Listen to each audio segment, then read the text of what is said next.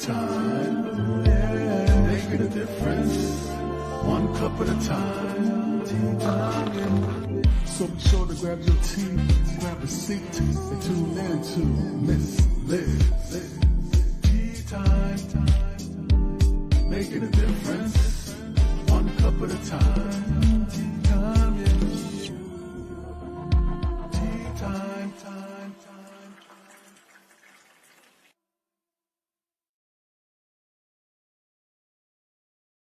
Well, welcome to tea time. It is evening tea time. That's right. We didn't have an afternoon tea time this afternoon because we had it rescheduled and we had it a little earlier last week. So that tea time was already done a little early because she was in a hurry to be on tea time. So we did that on a Wednesday. Yes, Miss Liz did a tea time on Wednesday. So you'll want to check that out. It was with Diane Bader.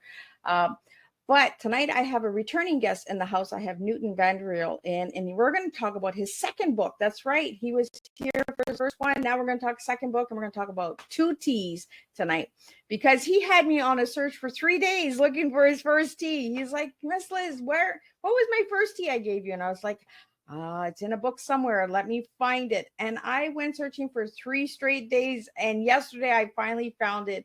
And I was like, oh my goodness, thank goodness I found that tea. But yes, I have all the teas from all 5 seasons out there. So I had to go searching through a lot of books. But tonight, let's get you over to the YouTube channel. Let's get you to subscribe to that channel. Ring that little doorbell and you're going to be notified when all the tea times are up. And you can watch them over and over again. So you can watch Newton's first tea time and you can watch the second tea time. And you can do what do you call that? The word I'm looking for, not a rerun, but it'll come to me. Miss Liz just had a brain freeze. So let's get started. Let's get the disclaimer. Let's get the bio, and let's get Newton in here, and let's spill a good tea. Tonight's tea is teaching, education, advocacy, and his first tea that he served me was, I have it here, teaching, eagerness, and attitude. But he also was sharing some other words. So we're going to play with some words tonight and all of that good stuff. So grab your tea, grab your coffee, grab your wine, whatever you'd like to drink. As long as you're behaving yourself, Miss Liz doesn't mind what you're drinking. So you do not have to drink tea with Miss Liz. Disclaimer for Miss Liz's Tea Time Live show. Miss Liz, myself, is going live using StreamYard. Before leaving a comment, please grant StreamYard permission to see your name at StreamYard.com.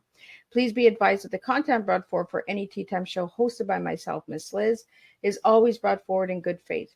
However, may bring forward dialogues and opinions that are not representative of my platform. The facts and information are perceived to be accurate at the given time of airing. All Tea Time guests and audience participants are responsible for using their good judgment and taking any action that may relate to the discussion. The content brought forward may include discussions for some where they may be emotionally at risk. It is significant to know that this show is engaging in discussion forums only to offer and inspire awareness and connection and is not providing therapeutical advice. If you have any questions about the disclaimer or the panelist discussion, you may freely contact me, Ms. Liz, to my email at bookingmissliz@gmail.com. Moving forward, should you choose to voluntarily participate in tonight's show in any aspect, I myself, Ms. Liz, welcomes you. And should you decide that the show is not made for you at this time, I respect those wishes and we'll see you at a later show at a later date and time. And again, tea times are done on Thursday, 3 p.m. and 7 p.m. Eastern Standard Time, unless it's a rescheduled tea time, surprise tea time, and who knows what else comes up. My guests keep me on my toes, so we just never know when tea time is. So just stay tuned and check out that YouTube channel and you'll get notified for all that good stuff. Now, a little bit about Newton. Well, when I first met Newton, I thought Newton, the little Newt, right? The little character that you watch on TV. I was like, oh my goodness, Newton wants to come and talk to me. But I got to meet Newton Vanriel, who is an incredible guy from Canada. He's a family man and has a passion for education and people. He's married for over 30 years to the love of his life, Vivian. I think I'm going to get him to say it. Newton has 2 grown children, Jordan and Alexandra. The Adventures of the Soul Sisters is Newton's first children's book, now sharing his second book of Soul Sisters. And there's a good surprise coming that I know that you guys are going to learn tonight. The book was recipient of the Literature Titan Award 2023. And he has been awarded the City of Pickering Culture Diversity Award 2023. The Adventures of the Soul Sisters has made it to the bestseller list of the Friesen Press bookstore. Newton is a professional fundraiser for over 25 years of political, nonprofit, and consulting experiences. Established Knowledge Solutions Consulting 17 years ago. He's a best-selling author of The Adventures of the Soul Sisters and successful soccer coach for 8 years, church leader of preschool programs for 5 years, volunteer chair for a variety of nonprofits, including Tropicana and Scarborough's Housing Help. He's married for 30 years, partner, a successful civil servant for 35 years, daughter Alexandra is 27, completed master's in food and health inspections, son Jordan, 24, mechanical engineer, graduate full-time engineer at tech company, and former hockey soccer star. For more on Newton, check Miss Liz's Facebook page. So let me get Newton in here so I can take a sip of tea. Hey, Well, hello, Ms. Liz. We gonna spill some tea today. I just feel like I just feel like a rambling roar lion. It was good. I was like, I felt like a bit of an imposter syndrome, where I go, "That's me. It's okay, Ms. Liz. We're gonna spill some tea today." Right? And when we hear our bios, we're like, "Who is that?" Like, yeah, who is what? that? What is that? Like, But I did all that. Well, it's good to live a full life. And I think that's why I enjoy coming on your program, to really talk about the importance of living a full life and doing things in a positive vein to leave a legacy, Yeah, and we talked about that in the back, right? Legacies and importance of families and enjoying the moment, right? Of course. So Newton, for everyone who may not have seen you on the first tea time, let me go back and ask you again, who were you as a little guy and who are you now as a grown guy? Well, as a little guy, I was incredibly insecure. I was shyer, and I think people go through their transformational processes, and I wasn't sure of myself, and I think in a way it manifested in me acting a certain way.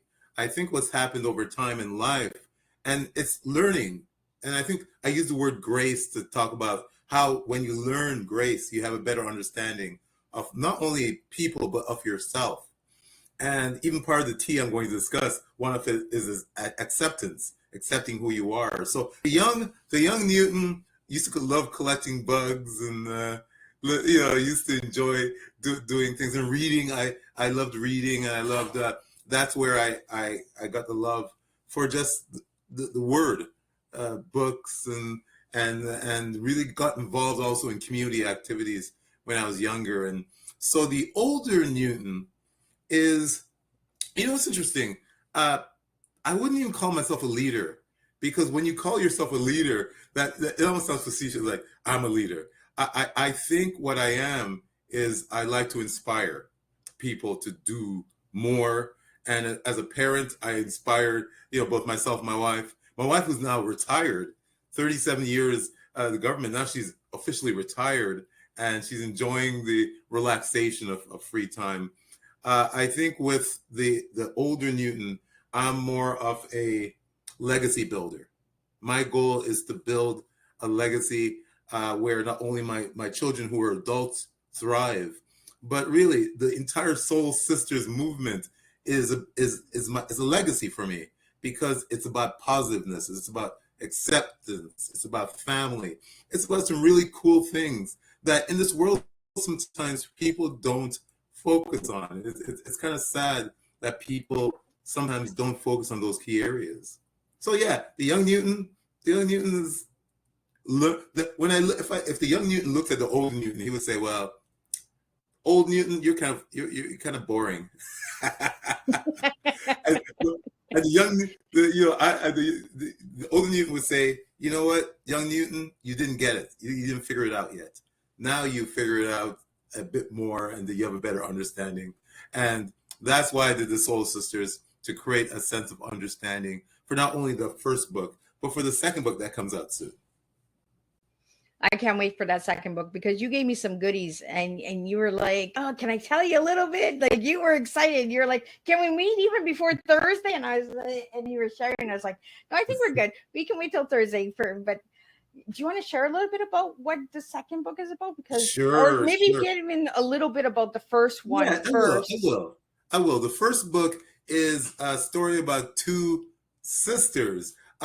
It's a story, actually, it begins as a love story of two parents who actually move up to Espanola because they have property. Now, Espanola is in northern Ontario, so I didn't make it an urban book. I made it a bit of a country book.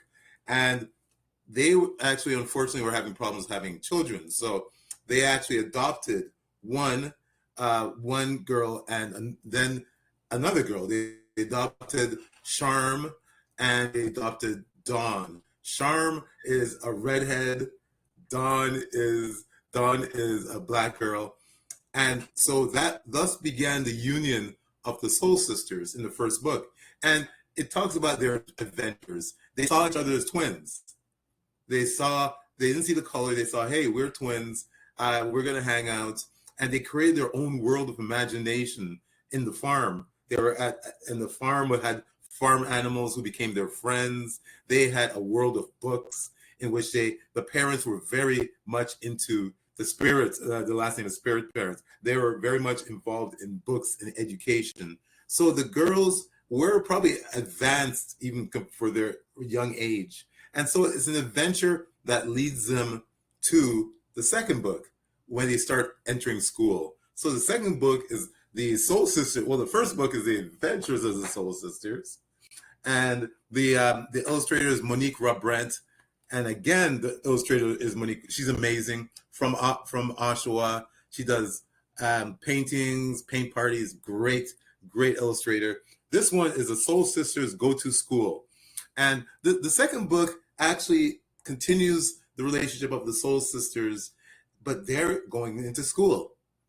And then it introduces the Soul Brothers. So you have a full introduction of two individuals. One is Raj, and he's actually adopted too. So these are all adopted kids. And then there is Ken. Ken is Chinese. Now, Ken enjoys poetry. Raj enjoys science. What's interesting is that Dawn, one of the girls, enjoys science, and Shram enjoys poetry. So it kind of brings them together to hang out as a group. And then they meet the elementary school principal, and they call her Mrs. Osa, which is Spanish for bear. And they have a perception that she's scary, but they find out she's okay. And then I introduce Big Jim. Big Jim lives close to the farm. He's a very tall, imposing young man.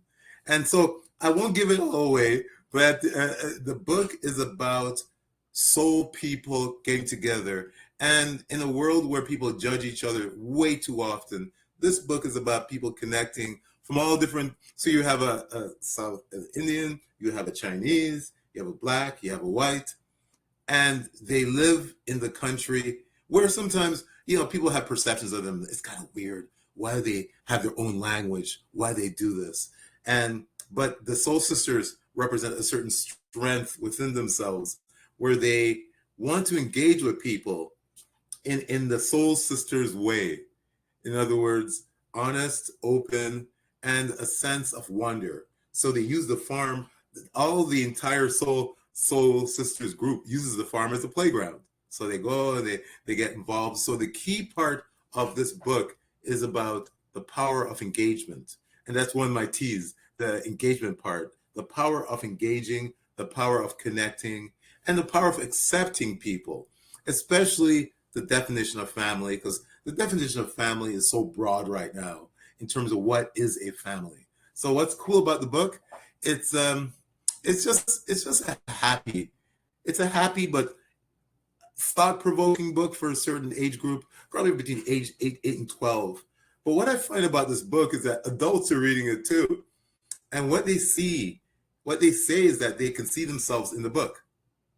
They can see the fact that sometimes they felt like an outsider. We've all felt like outsiders in our life at certain times, including myself.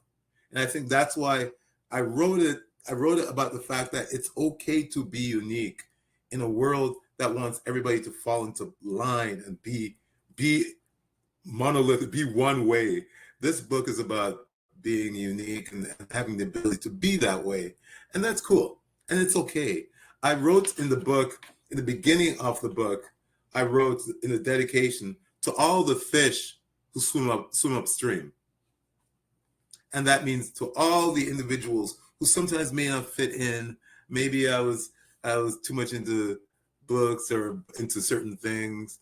You know, I was catching bugs. People used to say I was weird because I used to catch bugs and put them in bottles and catch tadpoles. And for me, that brought me joy. So I was a geek, and I'm probably still am, but I'm just an older, graceful, accepting geek. Well, I think catching bugs is something to do because they make Please. these they make these kits that they sell at the dollar Yeah. store to catch bugs. So you're not the only Yeah. one catching the bugs, right? There's a lot of them out there that are looking for bugs. And let me tell you, 2 years ago, I raised a praying mantis. I got the praying mantis eggs online, and I had praying mantis in an aquarium in the library. And this is me at 57 collecting bugs. And it's satisfying. It makes me happy. And it doesn't hurt anybody. And, you know, it didn't escape. It didn't drive my wife crazy, or they were confined in the aquarium. And then I let a whole bunch of them go at the end of the year. So there's probably praying mantis all over the city of Pickering. You started something there, Newton. I started a praying mantis movement. My next book, praying mantis movement. There you go. There's a new book. I have a you couple go. questions from what you shared, Newton. You mentioned that all the kids in the story in the two books, they were all adopted. Is adoption something that you've done in your life, or is it a part of somebody in your family that drew that in, Well, I or knew did you? somebody in my church that was adopted, and he faced certain challenges through that. But I wrote that about to just, if I just gave them a traditional, father, mother type of environment, I wanted to make it acceptable to accept family, the different definitions of family. That's one of the reasons I did it. I think it goes back to the theme of swimming upstream. Looking at things in a certain perspective is a good thing because it creates an opportunity of open-mindedness when you're dealing with people. We remember the COVID period where people were just judging people and there was so much hatred. So what I'm trying to do with this book is this: the soul sisters movement is about love. It's about connecting, accepting, and being good, not only to others, but also being good to yourself, because the soul sisters love each other and they love themselves. And it's not a love of selfishness, like ego. It's a love of knowing that they can provide some type of contribution to this world. And we all have special gifts. You know, a lot of us don't use it, or they're afraid to use it. And I've decided to be fearless in my use of my gifts that I have. And if it fails, it fails. But it hasn't, so it's been pretty cool. I really appreciate that you have put the children as adopted children, because we don't talk about adoption in today's world No. very much. So that No, we that don't. opens a lot of doors, right? A lot of good conversations, a lot of opportunities for people that may not be able to have children that can adopt. You know, like these books can be used for that as well. Have you ever reached out to adoption agencies with your Yes, I children's books? did. Yes, I have actually a few of them. And what's interesting, I did a presentation for the York Region Children's Aid Society for all their staff. And I spoke about the Soul Sisters movement as the power of adoption. And I've spoken to Adoption Ontario and a few other adoption. And I've actually spoken to somebody who promotes ethno-racial books, and she is involved in adoption also too. So I did some research before the book, and I did some research between these two books about the value of adoption. And I've done speaking engagements that cover every gamut. I've done speaking engagements to middle management leaders. I've done speaking engagements to young kids. I've done speaking engagements to staff leaders. I did a mini play up in Port Perry, Ontario, about the Soul Sisters in a church. The picture, the photo that I have is the one with the hat. There is me in that church presenting the play, and two actresses behind me playing Dawn and Charm. It was just, it blew my mind. It was so cool. And this was the first book. So usually the first book, let's face it, the first of anything doesn't get the doesn't resonate sometimes. I think people get it. And also I like promoting it. It's fun. It's fun to promote. Well, it's breaking the ice, right? It's like the first Yeah. tea time, breaking the ice, right? Yeah. You just never know unless you try it. And then you're like, oh, I did it once, I can do it again, and I can do it again. That's the power of confidence. I think confidence is built when you try something, and even if you fail, you try, you get it, and you become more graceful with it.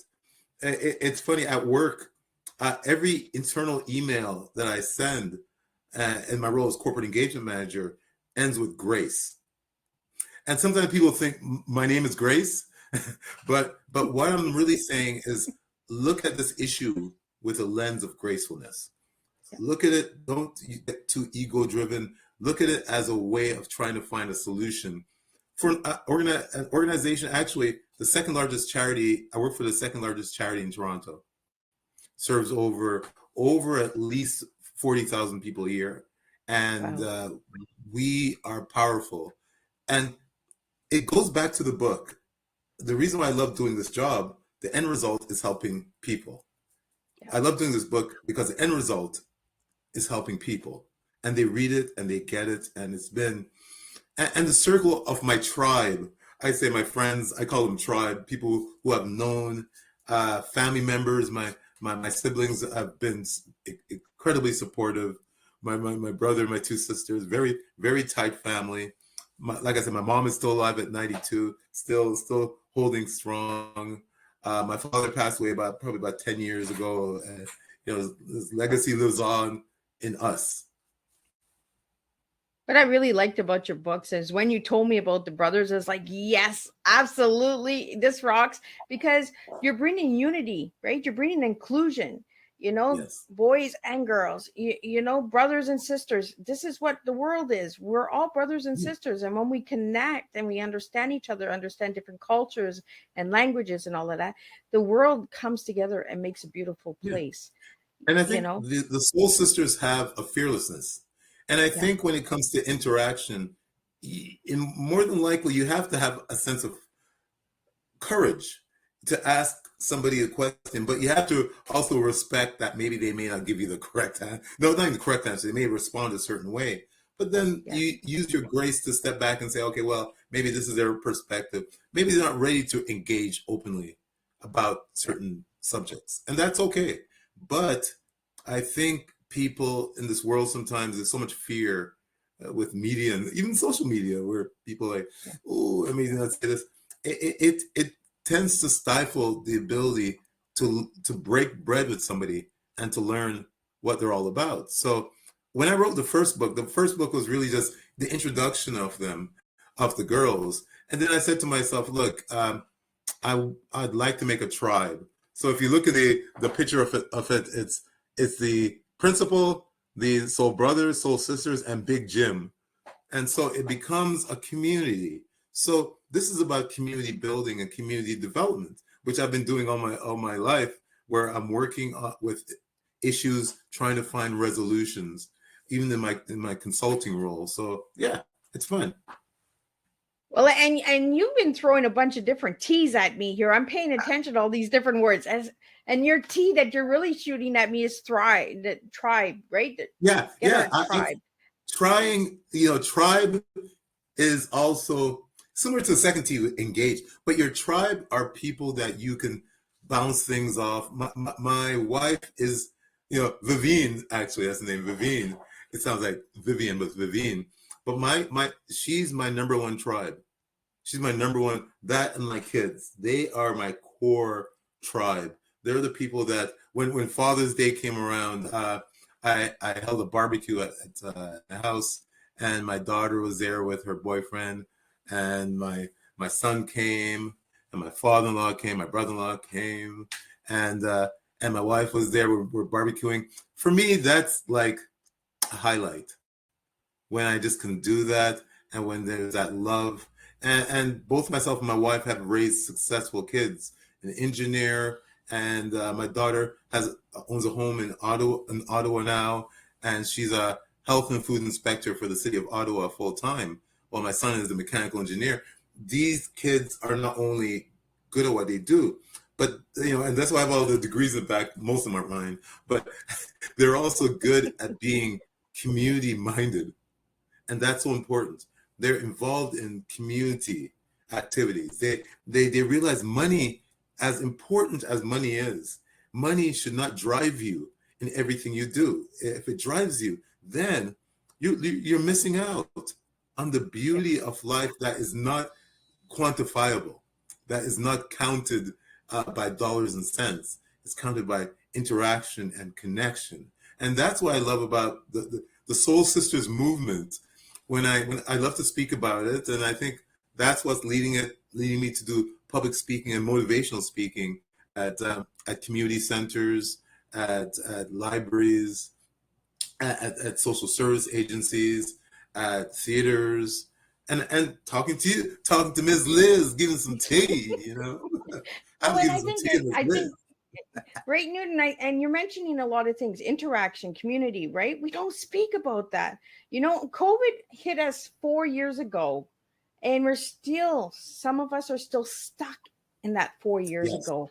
Yes. We got to bring the community back together. We got to start interacting again. We got to start having these community events again. And I like that. Before we went live, we were talking about other things besides just the book, right? The motivational speaking, getting engaged and having events and stuff like that. Because writing books is a lot of work, but promoting the book, let's talk about promoting books. Right? That's a whole different story. Let me tell you, Ms. Liz, it's a lot of work, and but I have to say it fits my gifts. Everybody has gifts, and my gifts, and my siblings would say I can sell I can sell sand to somebody that lives in the desert. You know what I mean? Because I've learned how to listen better. And I think what's happened over time, it's not me just talking, it's me listening and then translating it in my head, and then having those type of conversations, and me being fearless and contacting anybody who wants to hear about the book, and building relationships. Like I've built a relationship with you, Ms. Liz. I've built a relationship where I feel comfortable coming back again. I've done a few second round type of activities. I've done a lot of vendor events the second time around. One of them was really cool. It was actually at our Pickering Casino. It was a Caribbean activity, and I sold at least about 40 books at that location. Wow. It was just a great energy. My wife was with me, and we were just having fun. And I think there's a certain group of people that really get this book. School teachers love it. People involved in nonprofits, government people who can see artists love it. And then there are grandparents love it, because they tend to want to give it to their grandkids. I know you're a grandparent. I'm looking forward to being a grandparent myself. That hasn't happened. But if I was a grandparent, I'd say, hey, here's that book signed by some guy named Newton. And I do that with all of my children's books that I have. Authors that I've had on Tea Time, right? I like to support my guests. And I can read that story to my granddaughter and say, you know what, Nanny knows this person. It's not like you're just buying a book off of a shelf. You actually know the person. You actually can say, you know what, I know who wrote this book.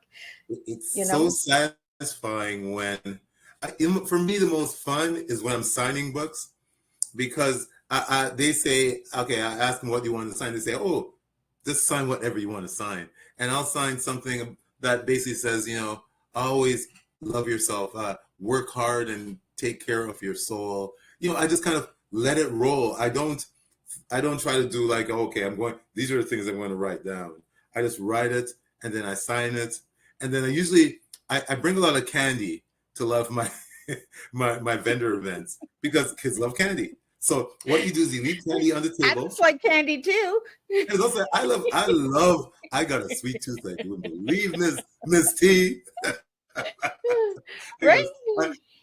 I love that. So I leave the candy on the table. The kids come and the parents come along. I speak to the parents. I speak to the kids. And a lot of the grandparents say, yeah, I have a grandchild that would love to have a theme of this. And some of them reflect that they have their own soul sister and soul brother. And that's where I love this book. Because I grew up with a Chinese guy who was my best friend for years and years. We hung out. And he's my soul brother. So soul brothers and sisters are people from different cultures, different backgrounds who just hang out, and it happens so much in Toronto and the region because of the diversity of people that you get the opportunity when you have that soul brother. I used to go over his house and have, remember those Lolas, those candies, the Lolas, those frozen treats that you would break. You had really big, and the Kisco kids used to suck those things. He used to have a freezer full of them. So I went over there just to hang. And his father owned a Chinese restaurant. So I'd go there and get the egg rolls and all that stuff, just hang. And that's breaking bread.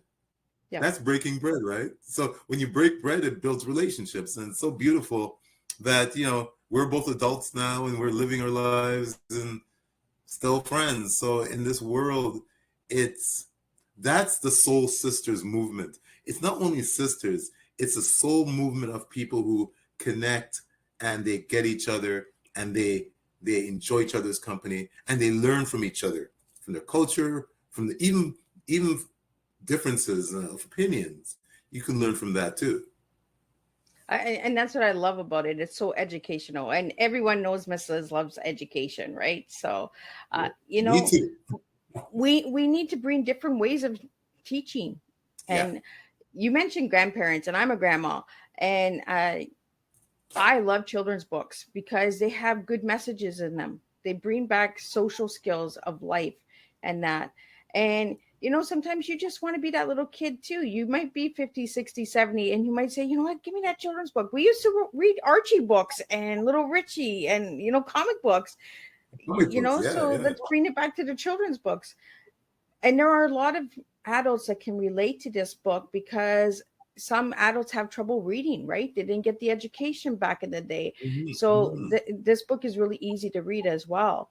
So it resonates with a lot of people and a lot of different ways. So I want to get into your teas because you gave me so many different teas here, Newton. I got my teas. We have a pot of tea here. We have a pot of tea here. We have a tea. I have my new teas. Do you want me to give you my new teas? Sure. Give me your new teas. Okay. My first tea is try. Keep a sense of wonder in everything you do. Be fearless. And you're going to fail sometimes, but try. Make the effort, and you never know what results come from that. So try is my first T. The E is engage and reach out to people that you may not know. Reaching out to communities that you may not be aware of. That maybe you look at it and maybe you have a bias, a view of that community. So you reach out, you engage. And engaging with people means an open mind. Listen, engaging, listening. Frankly, is the hardest skill for me. I gained it it took me 50 years to become an effective listener. Because before, I'm Jamaican, so Jamaicans love chatting. We love this chatting. So that's what we do. We chat, we talk a lot. But to listen is a gift. And it means to focus with this instead of this, and take in the information and the golden nuggets. Because as a fundraiser, there are opportunities when you listen to a corporation. I work primarily with corporations where they may give us $1 million, but you have to find the synergy between what they want and what you want as an organization, the synergy. So, and the last one is accept. Accept who you are. Accept self, the Maslow greater hierarchy, self-actualization is on top. You have to eventually get to a point where you accept who you are with faults and everything that entails that, and be comfortable with that. And it takes maturity.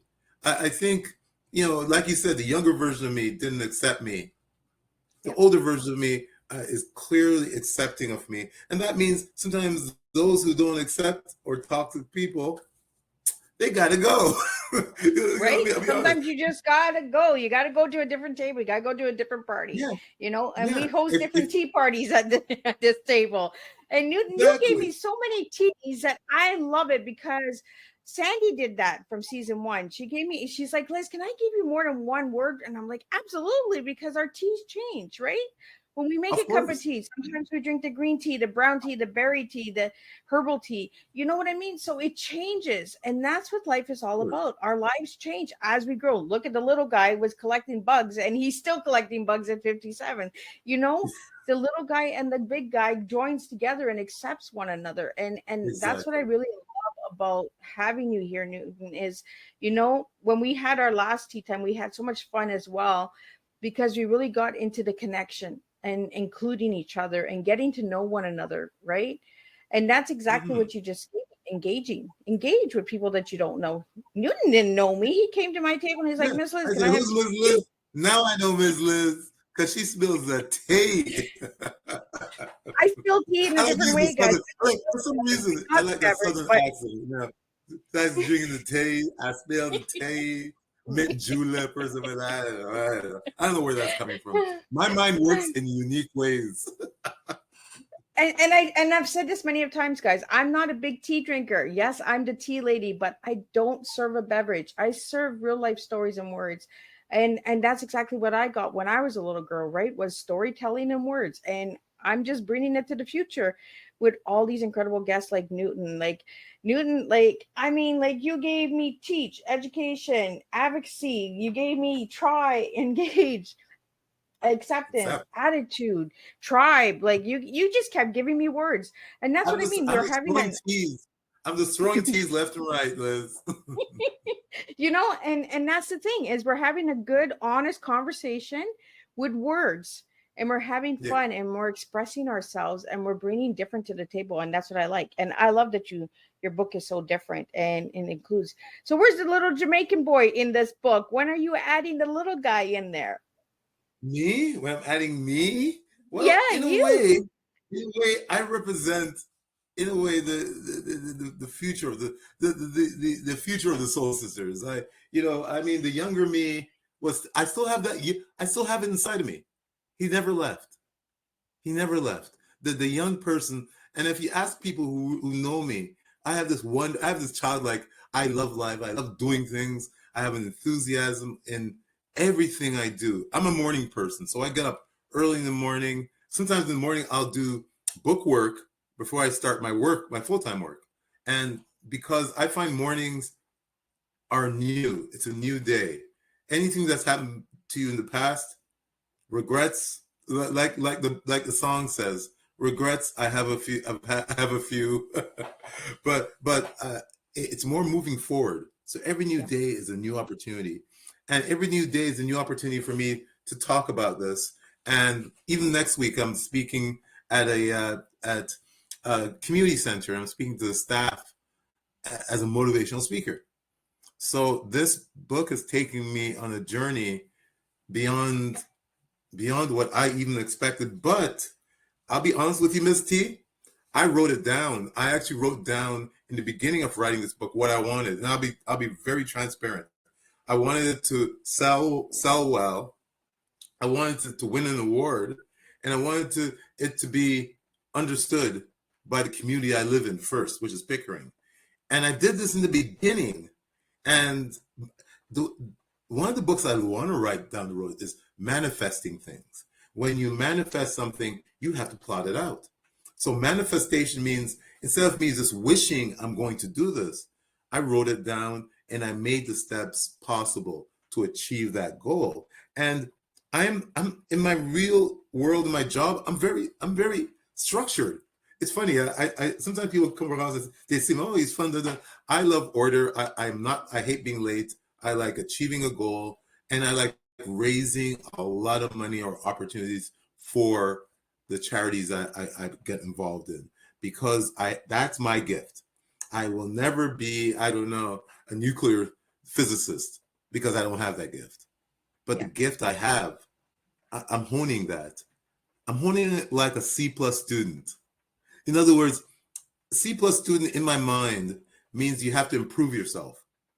Yeah. Even though maybe people will view you as an A student, a B plus student, a C plus student means you have to move forward to become an A student. So I am a C plus student in life because I want to learn more to get to that A. Well, and I like that you did that, the C plus, because there are a lot of children out there when they see their C plus, they're like, oh, I can't do this, I give up. Yeah. Don't give up, guys. You can get to that A. You just got to try a little harder. Things are just a little, you come a little different way. Like go left instead of right. Don't give up. And I love that about our conversation, Newton, is because you show people that you don't have to be at the top. You can be in the middle and you can work to I the have top. failed, Liz. I have failed, Liz, in life in certain areas, even in work environments. And one thing I've learned from that is failure without understanding your next steps will lead to continuous failure. So when you fail, you have to kind of, oh, it hurts. Sometimes you cry, and I've cried, and then I get up. So I've learned that life is short. Enjoy it. I've seen friends pass. I've seen people pass in my life who I was close to. Enjoy it because it's here as a gift, and don't waste it. Because if you're wasting life, it's personal accountability. It's on you. You know what I mean?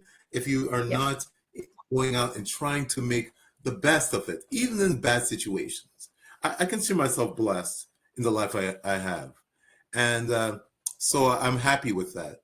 I know that people have different lives, and some of them, it's very rough. And it's hard to sometimes look at life in a positive way.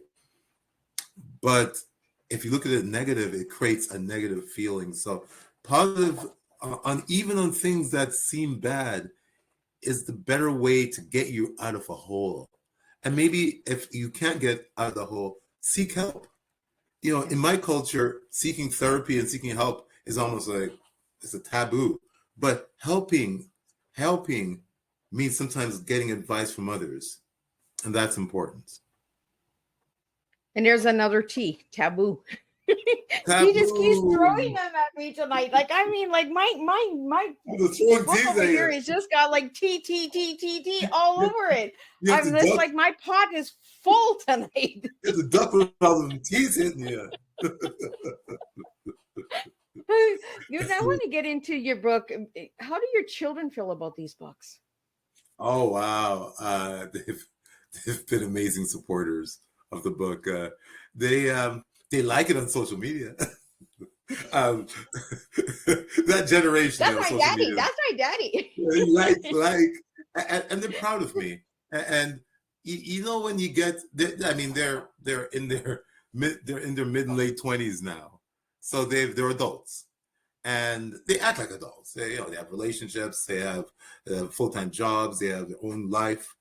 But what I find really, which brings us back to that they like this, is when they write in my Father's Day cards, what they wrote in it reflected that I've done good work. And that's why I can never say I'm a good father. It has to be them. They have to say that. So I could tell you, Liz, I'm this amazing father. Oh, I'm the best. And then your kids look at you and go, nope, no, you're not. So I don't know who you're talking about. yeah, you know who you talking to? Me? You talking to me? But they reflect it in the words that they write, and they care about what I'm trying to do. My son even got me a frame so I could put in the book and put it on the wall, because I have the frame of the first book that my son gave me. Son gave me a frame to put the first book.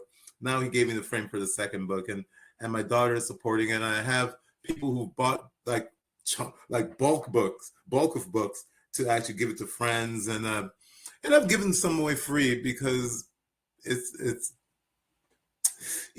I'm never gonna make $1 million in this, and if people thought I was doing this only for money, of course I want to break even and do so enough for the next book and next activity, but I do it because I love it and it makes me happy.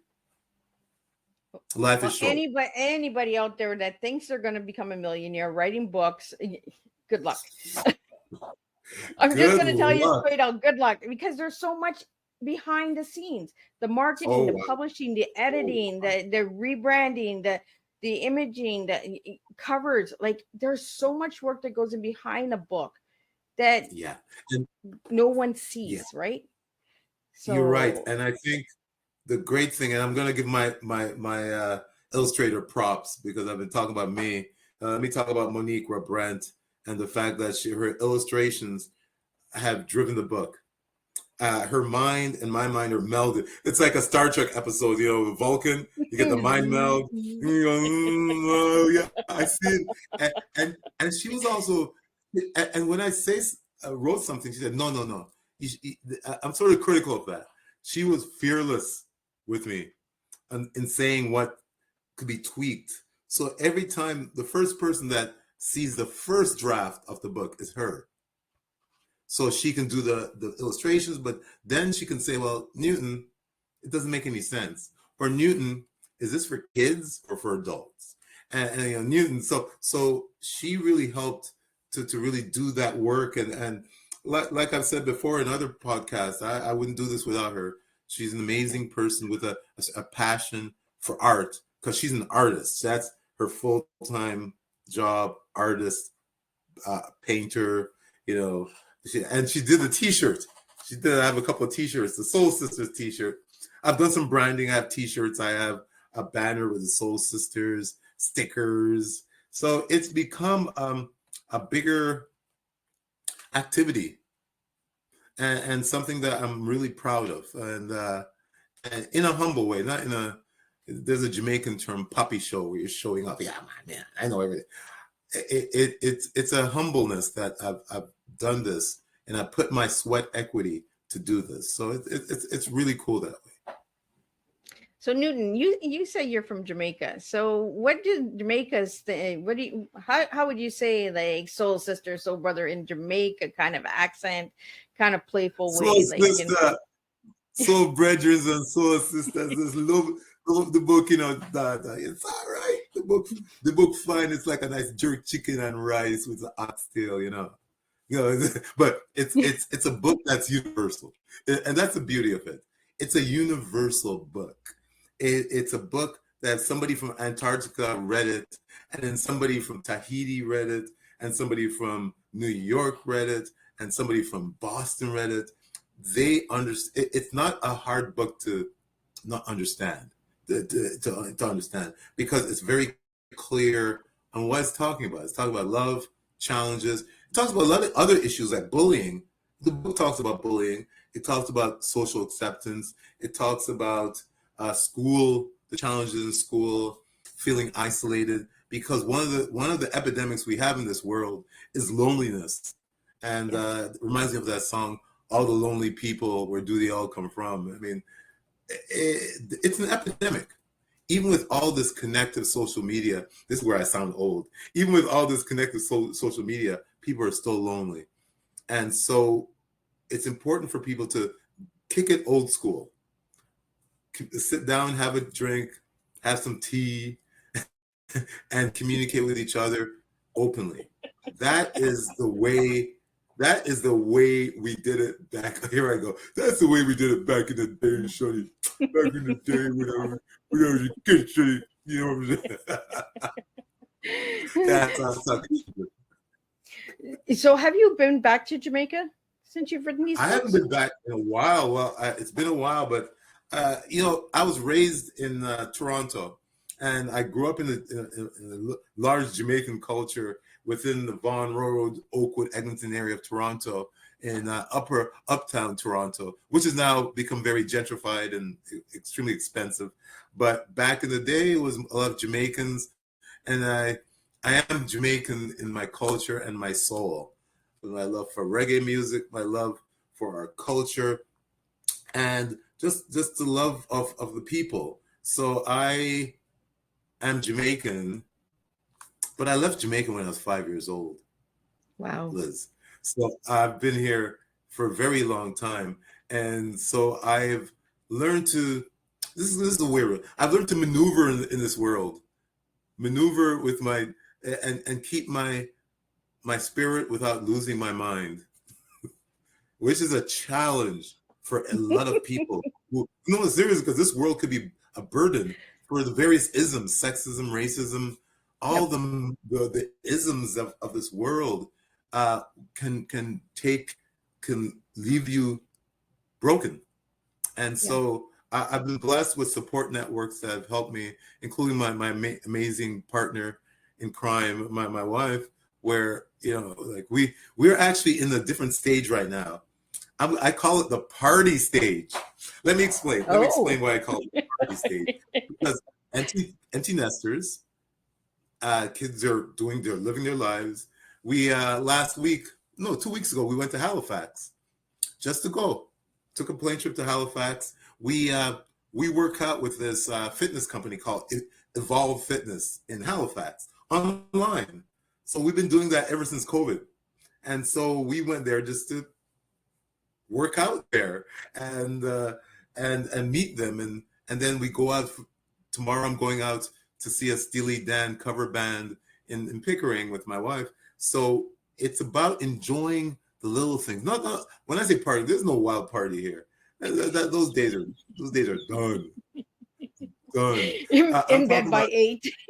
Yeah, well, yeah. And you know what? The great thing about being our generation generally is that, like the old Kenny Rogers song, you know when to hold them, know when to fold them, know when to walk away, know when to run. When it's time to go to bed, I'm gone. That's it. I'm done. Yeah, when it's time to look at the time, it's bedtime. Where am I going to be? In bed. So it's like simple as that. And there's a sense of confidence in that. Right. And you know what, as we get older, we mature a lot, and we look at things differently. And the little things, like taking that trip to Halifax, and getting up early in the morning and having that time alone for yourself, we have to take that time, right? The self-care of ourselves as well, which is deeply important. You gave me pink and blue. We're having so much fun here. We're almost at the hour here. But you gave me pink and blue, and your books are pink and blue, correct? Yes, they are. Pink, blue, and green, actually. Pink and blue. I love it's the artist, the abstract nature of the books. It's bright, it's pretty, it stands out. It's fun. Look in the Soul Brothers. Oh, look at, he's cute. I swear, Miss, this is getting crushing on children's books here. I'm in big, deep love with Harold the Snail. But he's cute. I date him. It's bright. The colors are bright. And the difference with this one, it has, actually on my picture, it has a description of the first book and going into the second book. So it talks about it as not a book, but a book series. This is a book series now, and I'm looking at doing probably one more, the final chapter, before I complete my Soul Sisters journey, and then try other things. I mean, it's kind of opened my eyes to writing and the art of writing, and the fact that I'm an author, which took me maybe the first year, about a year, to realize in my soul that I'm an author, because I've never described myself as that. Now I am a children's author, award-winning children's author. This is what I enjoy doing. So the legacy will live on beyond me. And maybe my kids will take up the Soul Sisters series and make a comic book or a movie. I don't know. The sky's the limit when trying to do something. It can become bigger than me. It's actually And already I gone. love it that you have another book coming out because three strikes you're out, right? So it's Yeah, like a baseball game, right? You got yeah, your three, and then you're home. So you got your three yeah, books, and then you're home. yeah. I'm looking at calling it either the final chapter or the final, because both books end. The first book ends the end for now, and then the next book ends the end for now. And the reason I did it was obviously I'm not done yet. Yep. And then in the next book, it will be the end. And then you're at For home now. run. You just never know, right? But You I never like know. things You in never know. threes, right? And that's like Yeah, yeah. TEA is 3 letters, right? Yeah, Three exactly. words. Exactly. It's a T. It's a three T's. I've only done the T, the ta. Now I gotta do the ah to make a T. There you go. You need that in there. Yeah, to close it up. I mean, yeah, very true. So Newton, if anybody would like to reach out to you or know about where to get the books and all that, how can they get that? Well, I have my website, soulsistersbook.ca. It's right at the bottom. I think it's on the screen there. That has all my media handles, has my Instagram, I have my Facebook book site. I've even did the real TikTok, and I even have LinkedIn on that. And I've done a few YouTube videos, but most of my videos and my is on my Facebook or my Instagram. So yeah, reach out with that, and then when you on the link, you'll find different ways of getting the book, either through my publisher, Friesen Press, Ingram. I sell it at local bookstores. I have it. I just dropped it off at local Whitby Library. It's in Pickering Library. It's in the different book. It's in a few local. I like I said, promotion's my thing, and that's why I do 9 to 5. So I've taken my 9 to 5 ability and put it in the book. And so, yeah, social media. And I'm also going to do an audio book on both books. So Oh, I'm actually awesome. going to do an audio book on both books. So I have a contact lead that does studio work. And I'm going to go into like a studio and do an audio. And I'll use my voice because my voice is, maybe I have a face for radio, you know? You do. I can't wait for the audiobook because I like listening Yeah, sometimes. I do a yeah, lot of the white noise, right? A lot of I'll watch a program, but I'm not really watching the program. I'm more listening to it than I am yeah. watching it. So I love audiobooks for that reason. And especially when I'm driving on a long drive, I'm the passenger. Exactly. I'm the little helper because I don't drive. So I, I'm Mm. called the little helper, right? So I'm just like, not Yeah, too close. Not too, I'm that passenger that, you know, slow it yeah. down, get it a little faster. What are you waiting for, Oh, Pastor that sounds Car? like my wife. No, sorry. So, what final words do you have, Newton, for everybody tonight? My final words are um, try to do things out of your comfort zone sometimes. Try to do something because this book, the writing is I enjoy it, but it's really writing a children's book is out of my comfort zone. I do corporate engagement. I do corporate finance engagement for charities. I've been doing that for a long time. That's my career. This some people said author. Oh, you're an author. Wow, surprise. Uh, do things outside of your comfort zone and see what happens. Because when you're successful, when you do something outside of your comfort zone, it's the most satisfying success. I call it the Oprah Winfrey success. When you copyright, you own it, it's yours, and when it grows, it's yours. Yeah. So yeah, my last parting words are, be fearless out there, try, and if it doesn't work out, get up, and resilience is beautiful. Keep on trying. Awesome. And I had a blast with you tonight. Like we always have fun when we come together. Always, Uh, always, you know, Liz and T. my tea is like full. I'm like tea here, tea. I mean, Like it's overflowing with tea, overflowing with love and tea. And I love it. I love when you shoot words at me, Newton, because it gets the conversation and the engagement going as well. So I want to thank you for that. I want to thank And the thank you. listeners out there. Without you listeners, I could not do this. And I love the feedback. So give Miss Liz some feedback. If you have a tea and you would like to share a tea and you wouldn't like to be on a podcast, but you would still like to share your tea, you can reach out to me or Newton and we can put some teas together and have some fun. Miss Liz will be back on Monday, June 24th at 7 p.m. with Donna Levine. She is rescheduled. She was supposed to be June 3rd, but a little issue happened, so we're gonna get her fixed and get her in here, and we're gonna spill her tea, and she's gonna be bringing her book called The Talking Stick, so that's gonna be interesting. And then we're closing it up with Kim van der Sande from the Neverlands. She's coming in and she's going to be talking about the flower of love and connection and all of that good stuff. So we got some good stuff. And the press release for July has gone in. So you will see who the lineup is for July for Miss Liz. It just keeps flowing. The press release should be live on the 24th of June. So stay tuned for that as well. So Monday, that should be coming out. And you'll see the incredible lineup. We have more countries coming in. We have Austria coming in. We have Mexico coming in. We have all of these different countries coming in and sharing tea. So we're bringing in the culture. We're bringing in the diverse. And again, thank you, Newton, for bringing in the Soul Sisters and Soul Brothers, because without that, we couldn't have the unity of a nice, strong cup of tea tonight. So thank you so much for that. It was an amazing cup of tea or teas.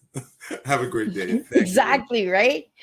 And for all the listeners out there and anybody that's listening to the replays, share these teas with somebody that it resonates with. And if you're looking for children's books, check out Newton's books. Check out all the other authors who have been on Tea Time. There's incredible lineups there. And keep spilling your tea, the tea of life, not the beverage, but the tea of life. And that's how we full over here on Miss Liz's Tea Time. So I'll see everybody Monday, same time, same place, and we'll do it all over again. Take care, everyone.